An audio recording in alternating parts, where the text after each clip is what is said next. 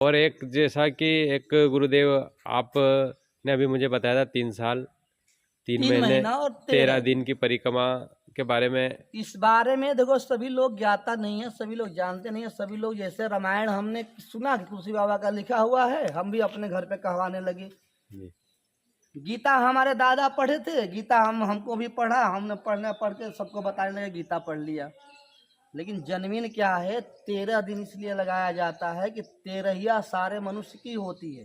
जी और मनुष्य का जीवन जब आता है तो कौन कहता है कि आयु फ्री नहीं मिलती है? 12 दिन की आयु सबको फ्री की मिलती है। जो 12 दिन बाल्यकाल में बच्चा जो घर में रहता है, और वो जो 12 दिन जो है मरने के उपरांत जो 12 दिन मिलता है, वो 12 दिन की आयु जो है फ्री की मनुष्य को मिलती है। तो इसीलिए वो 13 दिन की परिक्रमा लगाई जाती है कि हे माता, मेरे जीवन में मैंने इतना आपके चरणों में परिश्रम किया और 3 साल 3 महीने की परिक्रमा किया, 13 दिन की भी आयु हमारी आयु में जोड़ दो। इसलिए 13 दिन का परिक्रमा जो है ये लगाया गया कि ये 13 दिन की आयु तो कम से कम हमारी आयु में जोड़ दो हे माता। तुम्हारे चरणों में सुबह शाम हमने आरती किया, पूजा किया और तुम्हारी परिक्रमा किया। और इसमें ज़्यादा ज्ञाता तो बहुत है, उसमें छाटेंगे बीनेंगे क्या है, शब्द क्या नहीं है। लेकिन मुझे जहाँ तक समझ में आता है कि मनुष्य अपनी आयु बढ़ा सकता है और मनुष्य अपनी आयु जो है अपने आचरण और चरणों से घटा सकता है। ये मनुष्य के हाथों में होता है। बाकी कुछ शब्द मैं नहीं बोलना चाहता।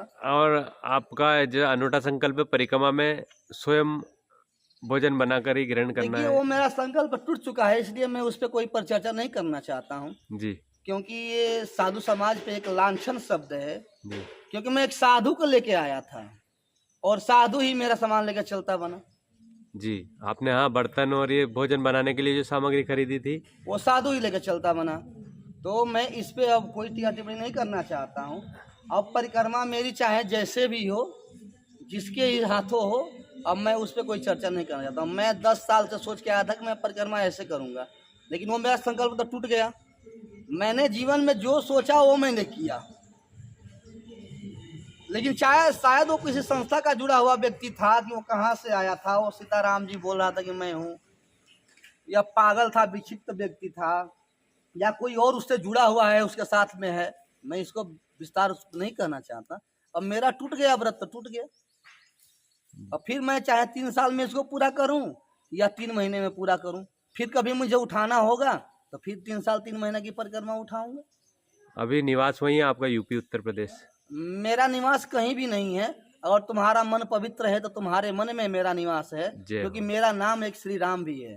जी और ब्राह्मण होने के नाते जो है हमारा कर्तव्य यही है कि किसी को सत्य मार्ग पे हम अग्रसर करें।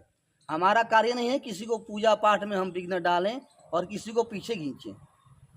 बिल्कुल तो सर। हम यही चाहते हैं कि लोग आए तो कम से कम माँ को माँ समझे और स्थान को स्थान समझें और साफ सफाई अवश्य ध्यान रखें।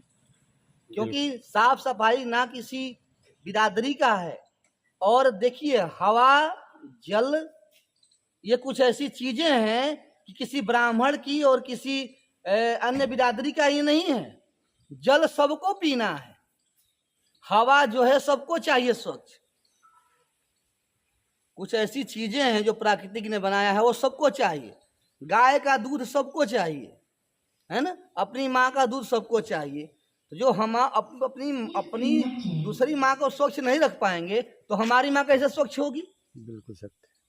जब हम दूसरी माँ को स्वच्छ रखेंगे तब ना हमारी माँ स्वच्छ होगी। तो हम बस इतना ही अपील करना चाहते हैं कि जो भी लोग माँ के दरवाजे पे आए वो अपनी माँ को माँ समझे और माँ समझ करके अपने से साफ सफाई जरूर रखें।